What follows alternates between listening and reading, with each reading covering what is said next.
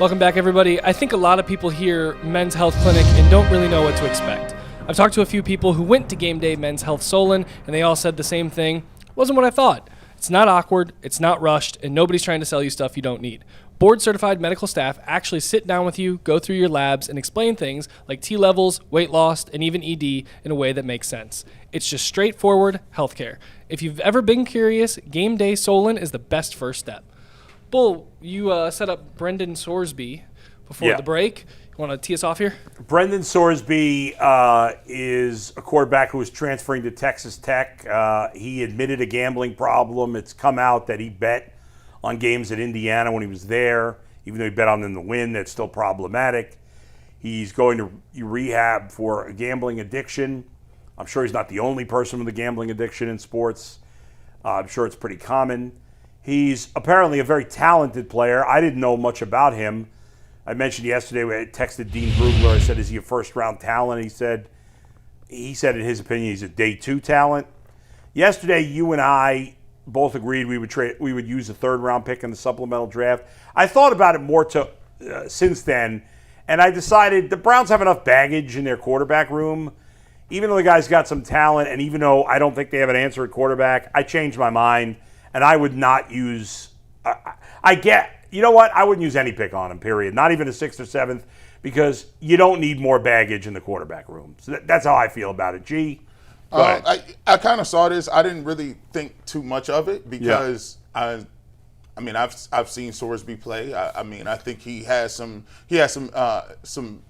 physical tools, but I think he's still a work in progress, right? At Indiana and at Cincinnati. The thing that I want to tell people is this is not a knock on anybody specific with addiction problems. I'm glad he was going and try to get help.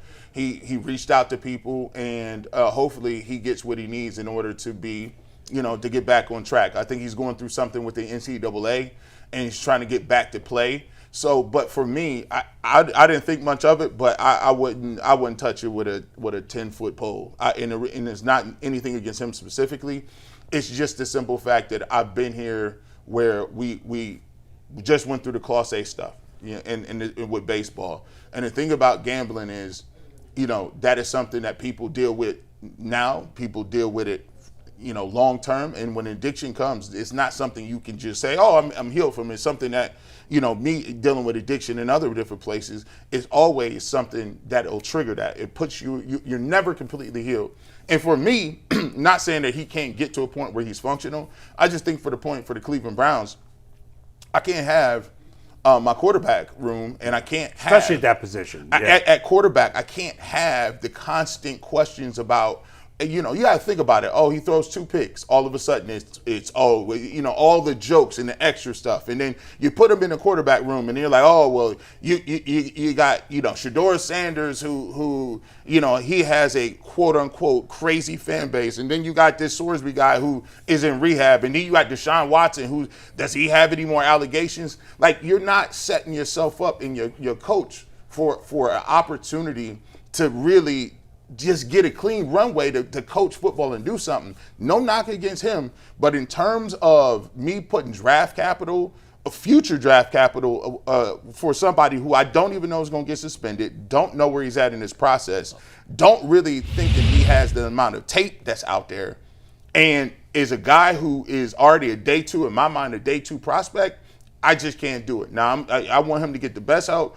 If he gets somewhere else, and I hope his career goes well, hey, sometimes you got to remember, everything ain't for everybody. He may be in a position another team could take him, but I don't think the Cleveland Browns is in a position to take him at this point. A couple of things we got to clarify before I give you guys my opinion. He has not entered the supplemental draft yet, right? So, this is just speculation. Yes. Just speculation. He is suing the NCAA. He's hired a lawyer to be able to play at basically Texas Tech, to try and get re-eligible to play at Texas Tech. Texas Tech's paid him $6 million in NIL money, the most expensive transfer quarterback on the market to go from Cincinnati to Texas Tech. Insane. He's now checked into rehab. He's going to get suspended by the NCAA. That's why he hired this law firm to try and get back. So he is not in the supplemental draft at this point. Worth mentioning. Should the Browns be doing their due diligence on this guy? Yeah, absolutely. Because they should be doing their due diligence on all the upcoming prospects for 2027 and 2028, not just at the quarterback position, but at all positions. Andrew Berry has told us, one of the few times I believe him when he speaks, that they're doing quarterback work and draft work on all prospects 2-3 years out ahead of time. It's not just the 2027 class now. It wasn't just the 2026 class. Every team's doing that. Exactly. So they already had some thought on Sorsby after this last year at Cincinnati. Right. They just drafted his tight end. So they clearly watched enough tape from watching the tight end to see him, who just caught 900 yards of receptions from Brenden Sorsby in this most recent season. I said yesterday I'm not changing my thought. I'd put up a third-round pick in the supplemental draft if he decides to enter. This is a guy that could be a first-round pick next year in a loaded quarterback class. Has all the arm talent you'd want, is a 6'3", 235-pound quarterback, is mobile, may have a little bit of head case, and that's why I'm not putting up anything more than a third-round pick. I am not jeopardizing. I don't think head case is the right term to use. He has an addiction problem. I didn't mean head case with the addiction. But Mike, this is why in the end, I get why you say let me go ahead, finish your point. Because I said head case. Yeah. I just meant he's got stuff in his head going on, not that he's a head case, stuff that he's dealing with on the outside. If you believe that this guy's ceiling is as high as some people think as a maybe top 10 pick next year, then a third-round pick feels like the proper value that I'd be willing to risk with all the risk that comes around with Brenden Sorsby, that if it doesn't work, I don't feel too bad about losing out on. That's why I'm not going to first. Yeah. Next year's class is way too deep at all positions. Todd McShay said he'd use a first on, and Todd McShay's out to soup on this one. Yeah. I wouldn't even use soup. I didn't want to say the word. Wouldn't even use a second-round pick because a second-round pick in next year's class could be a first-round talent in this year's. I'm not touching those first 2-round picks. A third-round pick for the most important position in the game on a guy with that much upside, I'd take the risk. So here's why. Third. I wouldn't go any higher. Here's why, and again, I agreed with you yesterday, but it in the end, the Browns cannot do this. There's no option. They can't. I wouldn't even do a 7th-round pick on him because the Browns have been the biggest clown show in sports for a long time now. Mm-hmm. Their quarterback situation has been a circus for a number of years since they acquired Deshaun Watson, which obviously I was big time in favor of at the time. I can't bring another guy. His potential is irrelevant for this team. It's irrelevant. But you're not looking at. You can't have it. But you're not looking at just this year. Like I don't think he's playing this year regardless. It doesn't You're matter. betting on the potential with him. You can't have it. It's just another you've already saddled the new coach with a pretty bad quarterback situation. But what if Monken says, "Hey, I like this guy's upside more than the guys in the room"? That's what I'm saying. It depends on what he thinks. You can't. Eventually, as an organization, you got to have a quarterback that can be a leader of men and can be a professional and not have all this nonsense surrounding them. And so maybe that guy is Shedeur Sanders. I don't think he is in the long term, but maybe. At least there's a chance. It can't be this guy. Not now. And the Browns are not the organization that could spend draft capital on I just him. think sometimes the exacerbated point is this. Look, I think people are so, and I'm not even preaching patience. This is a simple thing. Deshaun Watson is here, right? You already got a reclamation project and a bunch of these other players. Deshaun Watson is here. Shedeur Sanders is here. Let them compete. Whoever wins, start them. Guess what? They play in 2026. Hopefully they play enough games so you can make an informed decision on what you need to get. If you play Deshaun Watson or you play Shedeur Sanders, if the results are not there, people, you're probably going to draft a quarterback. But you're getting antsy right now. You're just grasping at straw. Usually I'm a person that I'll play along with it.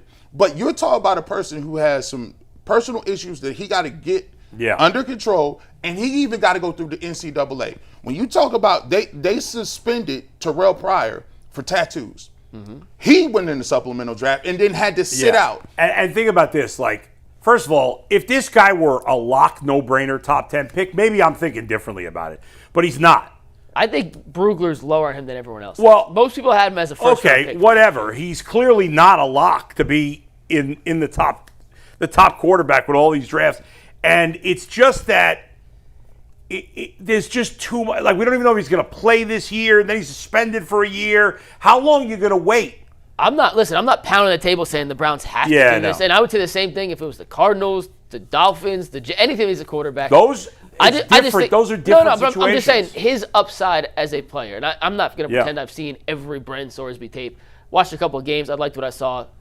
First round pick, whatever. Yeah. We'll find out next year when he really comes out. But if you're a team with a quarterback need, and you think this guy has potential, a third-round pick feels like the right value. No, because whether he third-round fits pick into is this valuable. system or not. And it doesn't matter. I don't care They about used a the third-round system. pick on Dylan Gabriel. He's worth. Well, that was third-round stupid. So Yeah. you got to be stupid again? No, but at least this guy is upside with no But Dylan Mike, Gabriel had upside. look at what we already got in this situation. But it does it sound, in your opinion, do you think the Browns are happy with their quarterback room? No. Then what's the why not? Well, Because he's a mess, this guy right now. here's what you We got. don't know he's a mess. Here's what you He got to is. understand. I know. I'm a compulsive gambler. I had the same problems he did. I was a mess. He's so a mess. you're the perfect person to ask then. Yeah. You have recovered perfectly fine. You now can't a say I recovered. well-functioning- G is right. You never recover from a gambling addiction. It's still in Or me. well There are adjusted. moments I still want to gamble. I don't do it. Some people would argue that I play fantasy football, that's gambling. I'm towing the line with that. I don't do any traditional But gambling. you're a well-adjusted now. I functioning am, member but of I'm. society. That took me a long time. I'll tell you. So here's the deal, right? When I was 20, I don't remember exactly how old I was, 22, 23. I went to my mother. I said, Mom, I got a gambling problem. I need to get help. She helped me, right? I went to Gamblers Anonymous. I went for a while. And then slowly but surely, I stopped going. And I didn't gamble for a little while. And then eventually, in my late 20s, I started gambling again because I didn't have it under control. I don't know if you ever do. And any addict will tell you that. There's always challenges. That's And I'm fair, not yeah. saying, listen, I'm sure there are plenty of that. I bet you 20% of the league is alcoholic. I wouldn't be surprised. You could function with it. But if he's dealing with this now, I mean, the guy, look at his judgment. He bet on the team he was on. The Cardinals, I can't trust that guy. The reason why, and I'm second, third, 55 chance guy. Listen, they had what's his name, Josh Gordon. We've done this with Johnny Manziel, who has dealt with addiction. All I'm saying to you is this: at certain points in your organization, you cannot put yourself in a situation where you have self-inflicted wounds. One of the most cardinal sins in sports today. We've seen it with Chauncey Billups. We've seen it with executives. We've seen it with people in FanDuel. We've seen it with the Guardians. The cardinal sin in sports is you cannot bet on sports. They tell you you cannot do it. And so for the Cleveland Browns to then go and use future draft capital on something that serious, my thing is, guys, just listen. You may not like Shedeur Sanders. You may not like Deshaun Watson. But at some point, you have to stop going around just picking names out of the sky and saying, let's try this guy. If you play him this year and it don't work, you'll have draft capital and you can go get Moore or Dante Moore. I don't know that they'll be that bad, but who knows? Or you can do what I would rather you mortgage half your future to get a quarterback you like than to use picks that could help you on a guy who you think may be flawed. If you want a guy that is an upside guy, you just got a dude that's 6'6" and Taylor Green that runs a 4.3 and he played in SEC. Just drafted him. And you just drafted him. I just think, to me, he doesn't have baggage. I cannot take a risk because I'm gonna tell you what's gonna happen. If Andrew Berry if he took that guy, right, he's gonna own every pick in the quarterback room. They're going to say, you drafted Dylan Gabriel too high, right, at third round. You got Shedeur Sanders, and people think that it's a media circus because you got him.